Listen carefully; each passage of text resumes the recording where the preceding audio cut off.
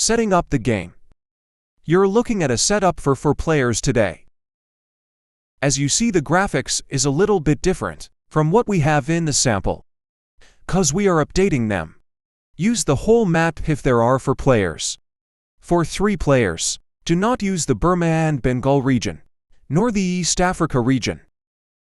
If there are only 2 players, we will also not use the Arab region. To set up the game, first shuffle the encounter cards. Let's take a look of them. Give them a good shuffle. Put them next to the game board. And then, randomly draw a number of trade good tokens of the respective color onto each of these bazaars. The number stated on the left of the bazaar is the number of trade good tokens to put there. Usually there are 3, 4, or 5. Randomly draw them, and then put the rest under the corresponding region boxes. Next we'll put the knowledge tokens down. They are in the same colors as 4 of the action cards. For the first game, we suggest you put them according to the colors of the boxes. But if you are an experienced player, you may just randomly put 1 in each box. Bear in mind the number of boxes here also represents the port strength. So Charmpa will have a strength of 2, even if these tokens are removed. In Arab they have cannons, so they are stronger. Objective cards are separated into 3 different decks. This one is trade related, this one is war and construction related, and this one the rest. For the first game, we suggest you use the Roman number 1, 2, and 3 as your initial objective cards. And if there's a 4th player, draw another one from the gray colored deck. If you have 2 or 3 players, just use these 3. Again, if you're an experienced player, you may randomly draw 1 from each deck, and then draw a 4th one from the gray deck. On the game board, place Jungher marker here. This is the Jungher health track, from the healthiest on the left to his demise on the right. This is the round track. Put the round track marker on 1 here.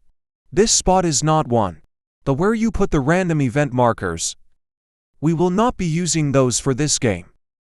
Then there are the bonus tokens. Randomly draw the bonus tokens. Put for yellow bonus here, and the red ones here and here. They are open information. When your prestige marker reaches 5 and 8, you get a yellow bonus token. If your profit marker reaches 7 or 10, you get a red bonus token. Next we will determine turn order. Whoever's last on a ship will be the first player. And then we go clockwise. Or you can determine the first player in your own way. In reverse turn order, each player will select a character mat. Each character mat has a name, a different number of resources, the porcelain, and the troops. Give each player 3 deity dials. They will record the value on the deity dice. Give each player 5 action cards. These action cards will be arranged according to the graphics on each character mat. Some characters also have a bonus, like the commander here is better in combat, so he has a bonus marker of 2. Let's look at the other characters. This is the interpreter. He is better at diplomacy. The cards are arranged differently. Here we have the healer. A lot of porcelain, but less troops. She will lose 1 less troops every round. So every time this happens, place a player marker on that spot. You will remove it on the start of next round. The diviner is also very special. She may re-roll 1 deity die at the beginning of each round. And then we'll form a supply of generic markers, porcelain, troops, and the bonus markers in here, and the storm standee. Each player will put their headship meeple here in Nanjing. Headship 'tis the one with print. And then put 1 prestige marker and 1 profit marker on 0 spot, on the prestige track and the profit track respectively. You are now ready to play. Let's look at the icons and steps on this table. On the first round we'll skip all these steps, but on every other round, you'll advance the round marker. Settle the events. There are 3 main kinds of events: Mongol invasion, health of Jungher, and filling up the bazaars. For the Mongol invasion, you roll the sun die. Move all prestige markers according to the numbers rolled. To the right if it is positive, and to the left if it is negative. Prestige never goes below 0. Let's say the markers were originally here, and then you roll a +2. Everyone gains 2 points. Thematically, that means the war was successful. If the die rolled is positive, the Emperor will pay more attention to your voyage. If it's negative, we are not very successful in the battle. The Emperor has more imminent threat to attend to than care about ships thousands of miles away. Next we look at Zheng He's health. You roll the star die. Take the absolute value. Let's say you roll a +3 or -3. You move the marker 3 steps. If the marker ever reaches the last step on this track, Zheng He passes away. Filling up the bazaars. It happens on round 5 and round 9. Fill up the bazaars with trade goods. Draw them randomly from below each region box. Stated on each bazaar. There are actually 2 other events. One is the background color of the round. These background colors indicate directions of the monsoon wind. And then there's the storm. I'll talk about these in the sail action. Now we will determine turn order. If it is an odd-numbered round, the player who is the lowest on the prestige track will be the first player. The second lowest will be the second player, so on and so forth. If they occupy the same spot, they will reverse turn order according to their positions on the last round. And if it's an even-numbered round, you will determine turn order according to player's position on the profit track. For each port where there's no ship of any player, the affiliation of the port will drop by 1. These affiliations apply to all players. And if it ever comes to this square box, tributary relation we have maintained will be gone. You'll replace the player marker with a generic marker. And if the marker goes down to here, the port becomes hostile. Any depot that has been built in the port will be removed from the game. Next, add 1 knowledge token to each port that has any knowledge token taken. If there is any knowledge token spent by players in the supply, you'll fill them up, starting from the first port. Malacca is the 3rd, Surabaya the 4th, 5th, so on and so forth. Add 1 random knowledge token to each port.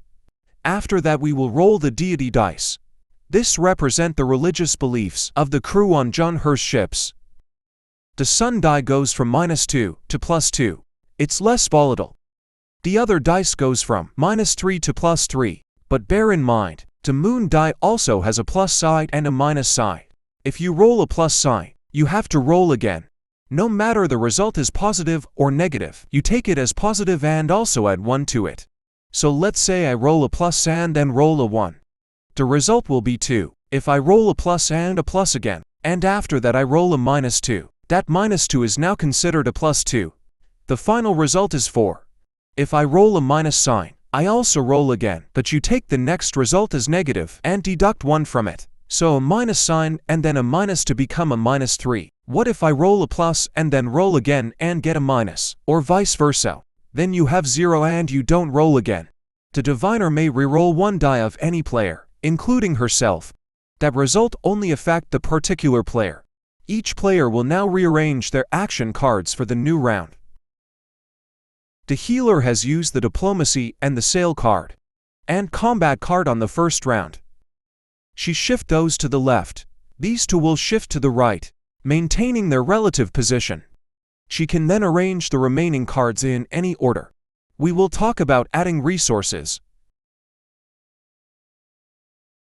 Now let's talk about the action phase. In turn order, players will take turn performing one of the 5 main actions depicted on the action cards, plus any auxiliary action like the scout action here, which I'm gonna talk about later. First of all, check if you have any previous pending action. Usually it will be on an encounter card that you have on the right side of your character mat. Also check where your ships are. There may be a pending military action. If there is none, choose an action by selecting one of the 5 action cards. Strength of each action card depends on its position. So it is 1, 2, 3, 4, and 5. Your total action strength is a combination of the position strength of the action card you select and one of the deity dials you choose.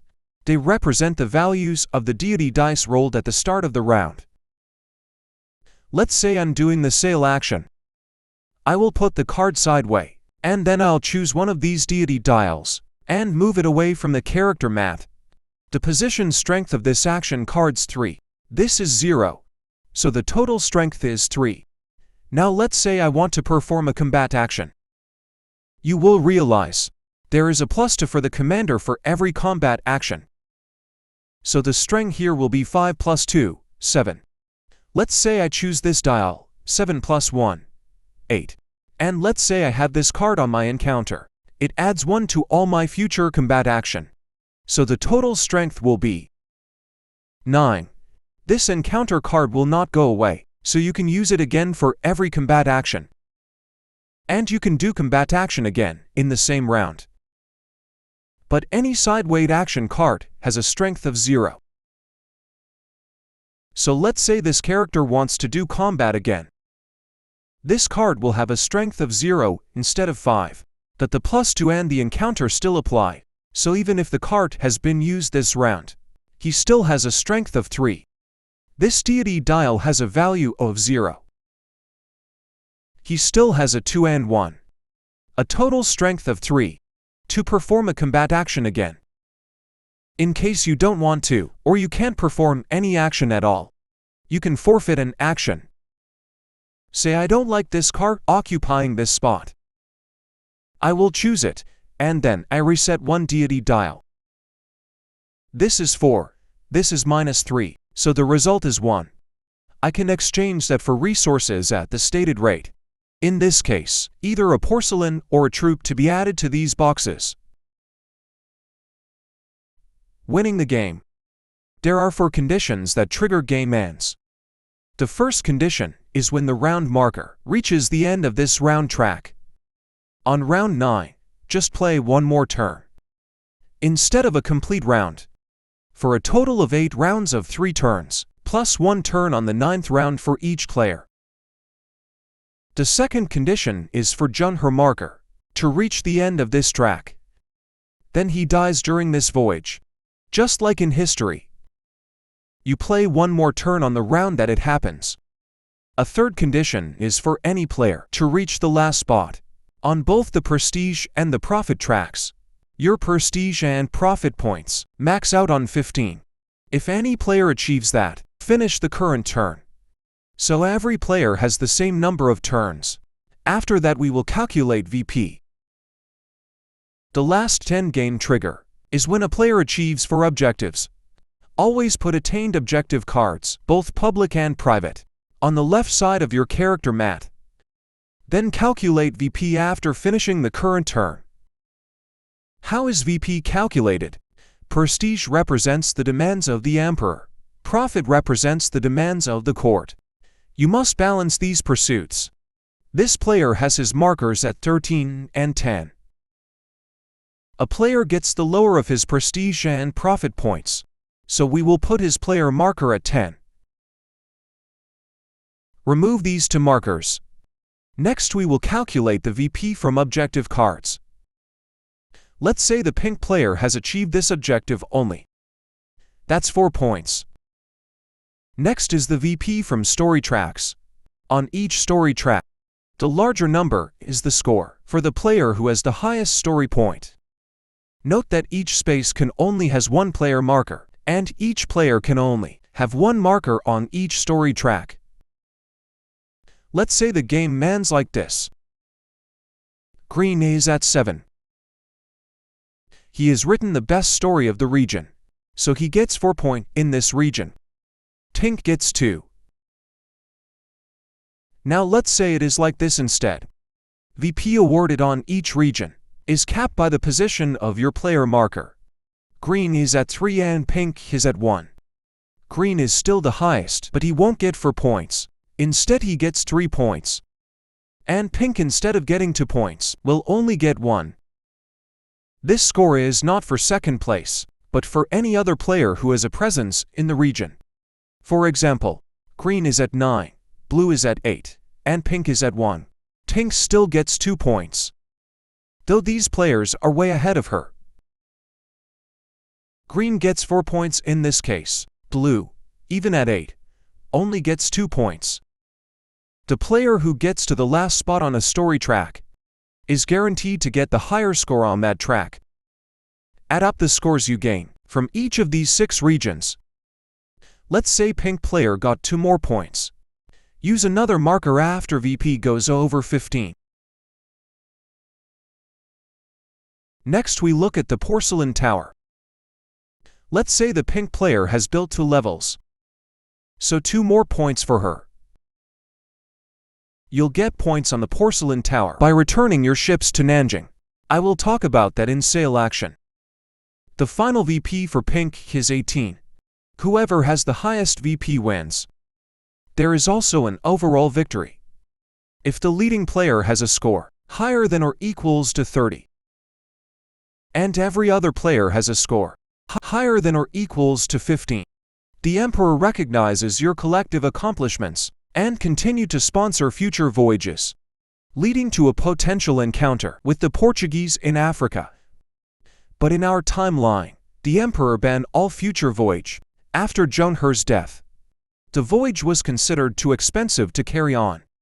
China becomes more or less an isolationist state for the next 500 years. If it happens, your exploration ends. The game is part cooperative in that sense. Sail action. To sail you go from one port to another. There are 15 ports in the game, grouped into 6 regions in different colors. Each region has 2 or 3 ports.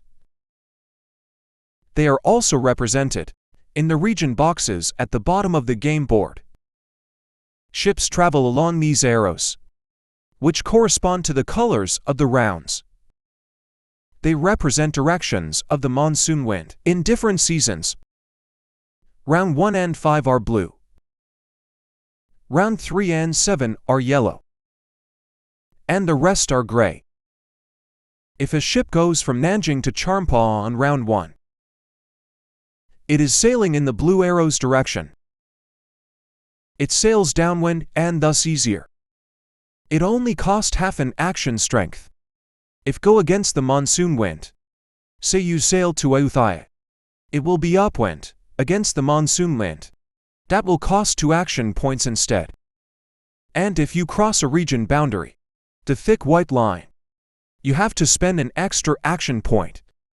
If the round color is gray, the summer and the fall rounds, it will cost 1 action strength to sail to any adjacent port. You can find all these information in the action card. There are 2 oceans. The blue part is the South Ocean. The green part is the Indian Ocean.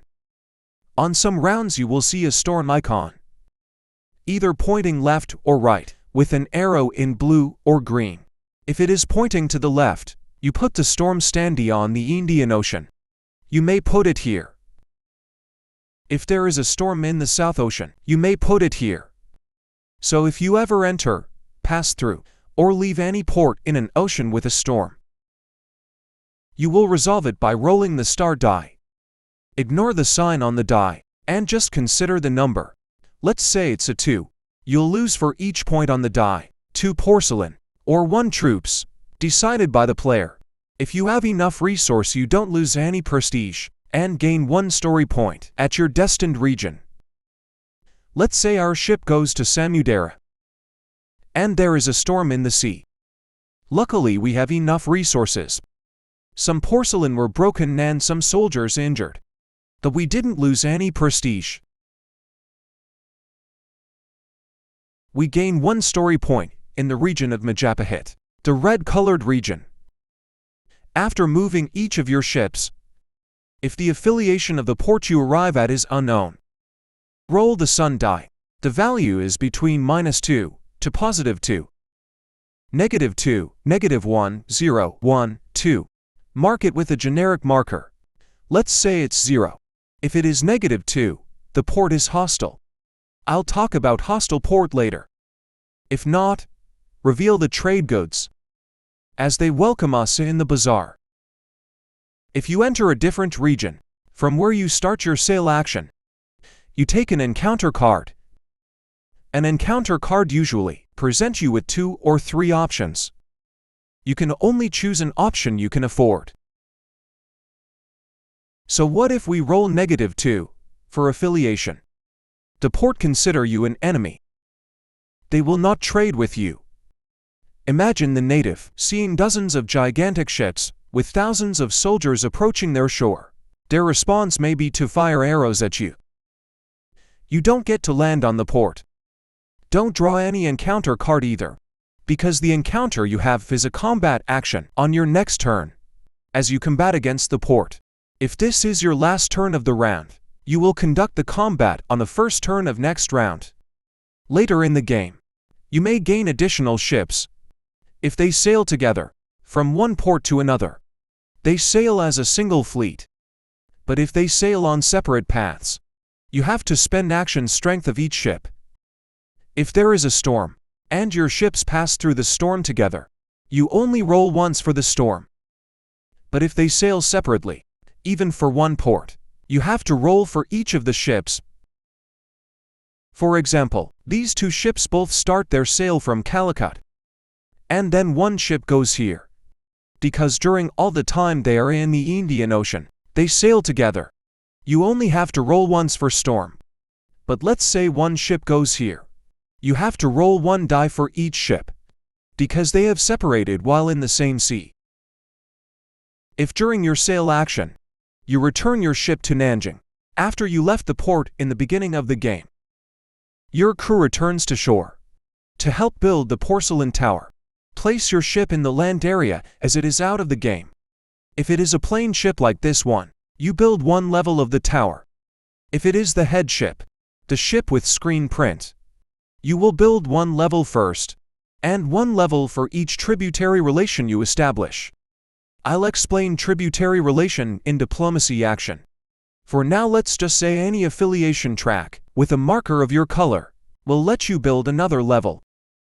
Thematically, you are bringing back consuls with their gift from those tributary ports, which you proudly display in the porcelain tower. Combat and construction. To win any combat, you will need an action strength that is larger than your opponent's strength, plus the absolute result on a moon die. The opponent may either be a port or an encounter. Let's look at an encounter. The bandits here have an encounter strength of 3. If it is against a port, say you sail here, you may attack the port you are at. If they're not tributary, that is without a player-colored marker on the affiliation track. But if they are a tributary state, even if it is established by another player, you are not allowed to attack it. The port strength here is 3 for Malacca, 2 for Charmpa, 3 for Ayutthaya. Depending on the opponent's strength, you will gain story point for winning. The stronger is your opponent, the more captivating story you write. If it's against a port, you install a new friendly ruler. Affiliation of the port becomes 3. Put your own marker on the top position of the affiliation track to indicate that you've established a tributary relation. You also gain story point of the region. If you lose though, for every action strength you are short of, you lose 1 troops. If you run out of troops, you lose to porcelain for each troop you don't have, that you may stay at the port. But if you don't have any resource left, for every point you are short of, you will lose 1 prestige point, and you will have to leave the port. Let's say we were here. We lose the battle against Surabaya. We will have to go back to the last port we transverse. You can always spread your action strength between combat and construction. You may build up to 5 structures over the game. You may build a kill here to make 1 porcelain each round. Or you may build a training center here to supply you with a new troops each round. There's no limit to the number of structures in a single box. But only 1 depot of any player can be built on each port. Put the structure on this construction site. A depot of your color gives you a +2 to any action you perform there. Whether it's combat against the port, exploring, trading, diplomacy, sailing from the port, your deport will help you, and you alone. A depot may be destroyed if affiliation of the port becomes hostile. They stop trading with you and burn down your depot. Your destroyed depot goes to supply. If you have upgraded an action card, you will be able to spread your action strength among your ships. Otherwise, you will not be able to. Even if you have multiple ships, there are situations when multiple players may perform joint combat action. Let's say it's your turn, and you decide to perform a combat action. In turn order, any player who has a ship at the same port, and at least one deity dial on the character mat, may offer help. You cannot refuse them. Let's say everyone has a ship here, and it's green turn. First, orange will declare whether to help you, then blue and purple. If they do, they will perform their action turn with you. At the same time, combine the combat strength of all participating players against the port. If we win, we install a new friendly ruler and establish tributary relation by the player who initiate the combat, but you don't get a story point for establishing this tributary relation because it is from a combat action. Players gain story points in turn order. The port strength is 3. So green gains 2 story points. Orange participated in the battle, also gaining 2 story points, skipping over the occupied space. Blue didn't participate. Pink did, and also gained 2 points. After that, each player may choose their own reward, a combination of 2 prestige and profit points. But if you lose, let's say you are 2 points short of winning, every participating player will suffer the lose equally. For each point we are short of winning, lose either 1 troops or 2 porcelain. If the relation was like this and you lose the combat, the port becomes hostile to you. The affiliation drops to -2. Diplomacy. Diplomacy action is either against a port. Compare your action strength against the port strength, which is between 2 and 6. Or it may be against an encounter. The encounter strength is stated on the card itself. If it's against a port, you compare your action strength against the port strength. The difference is the number of steps you either improve or deteriorate affiliation of the port. Green has a ship at Malacca. The affiliation is at 0. The port strength is 2. Say we use this deity dial with a value of 2. Position strength of our car is also 2. A total strength of 4. We advance 2 steps on affiliation. Cos for -2 is 2. Still 1 step from a tributary relation. Let's present them with a gift. We can boost our action strength in diplomacy action with porcelain. Spending 1 porcelain will give us an extra strength. Adding 2 more will bump up another point. By spending a porcelain, we establish a tributary relation. Since we did this without combat, we also gain 1 story point for a port strength of 2, and 3 prestige points for advancing 3 steps on the affiliation track. If we are against an encounter, roll the sun die. Before rolling a die in any action, we must confirm the total strength we commit. Say we have this encounter from our last action and we decided to intervene.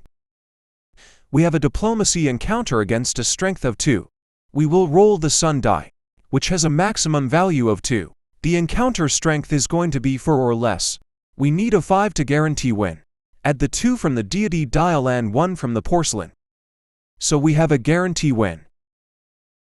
Remember, we take absolute value of the die result. We also gain story point for being successful, plus affiliation improvement, prestige points, as well as 2 wild knowledge tokens, which we may use during our explore action. Use them as if they are of any color. Wild knowledge tokens on a card must be used in 1 go. Once you use them, remove the card to the discard pile. You may wonder why you may want to lower affiliation of a port. Let's say the value was here. We have left and another player comes in. They are not happy that you, not them, built this tributary relation with Malacca, because when you return to Nanjing, you will have another VP, and maybe Green is leading already, so they want to deteriorate the relation, maybe by being rude to the ruler in Malacca. Say they lower it by 1 point or 2 points. That tributary relation is broken. And say you have built a depot here. Someone could purposely deteriorate the relation to hostile, and the port burned down your depot. The depot goes to supply, not back to the player. That player also loses on prestige point. But that port won't attack you. A port only attacks you when you arrive at the port, and you roll a -2 on affiliation. Explore. Explore is the only way you can acquire knowledge tokens in a port. Explore is not affected by affiliation. You can explore even if the port is hostile. The action strength required depends on the number of knowledge tokens you want to acquire. This is the icon for knowledge token. Bear in mind, if the port has been explored by you or somebody else, you have to spend 1 extra strength. So you may want to acquire more tokens in 1 explore action. Say we are here and we want to get these 2. We will need for action strength. Luckily our explore card is at 4. And we have a deity dial at 0. 4 plus 0 equals 4. We will be able to get these 2. Put them under our character mat. Then put our player marker on the corresponding port icon in the region box to record that you have explored that port.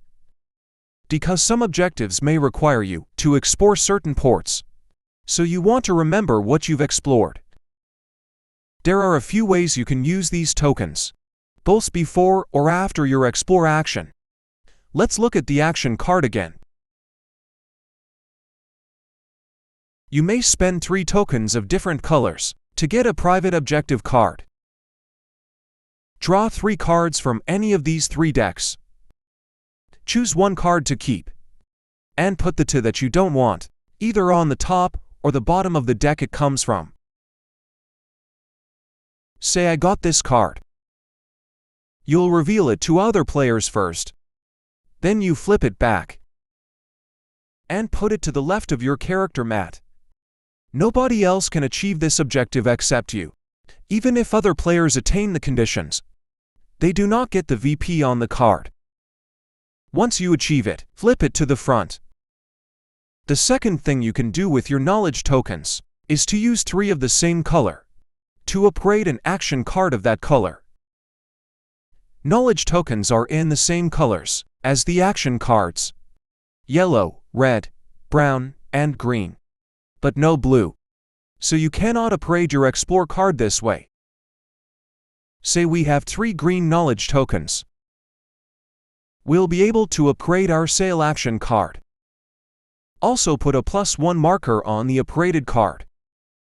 Now we may split our strength among our ships. The third thing we can do is to perform any number of free actions by discarding a certain number of knowledge tokens in the same color. We may then perform a free action of that color with a strength equals to the number of tokens discarded. Say we've got 2 yellow tokens. We'll be able to perform a free trade action with a strength of 2.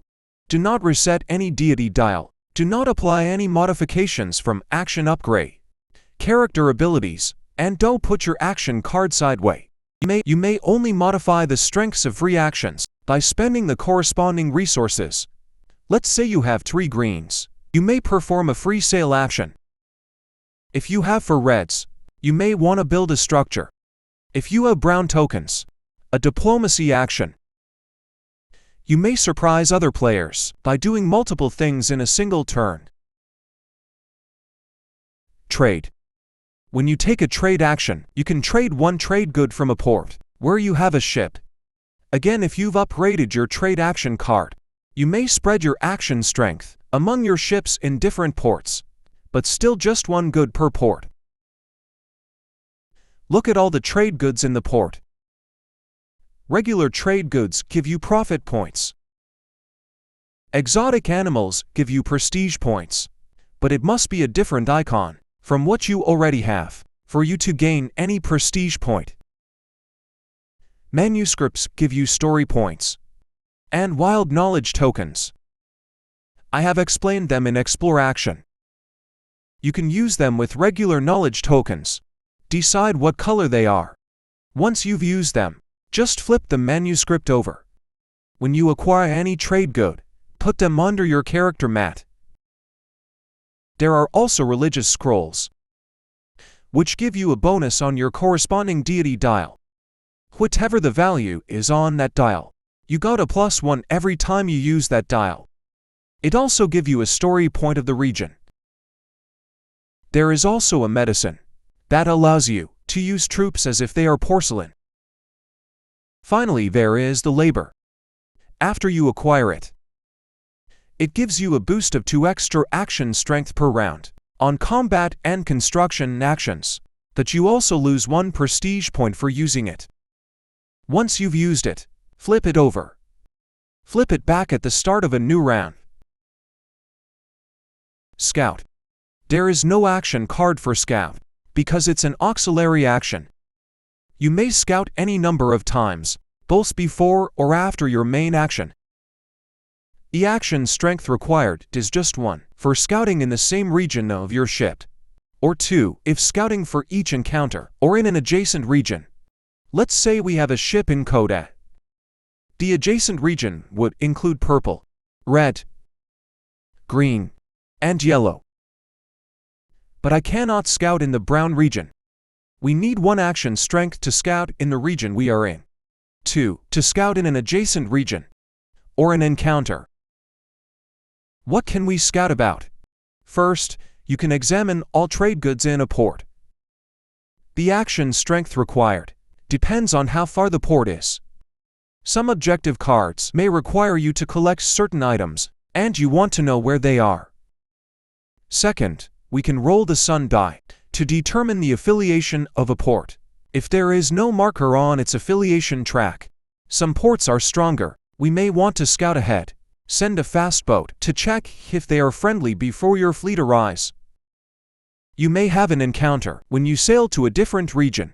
You want to be prepared, so you check the next encounter card. Do not resolve it. Put it on the top or bottom of the deck after examining it. Bribery. We have enough resources to pay, but we don't like corruption, so we put it at the bottom of the deck. You can scout multiple times in a turn, as long as you have enough action strength.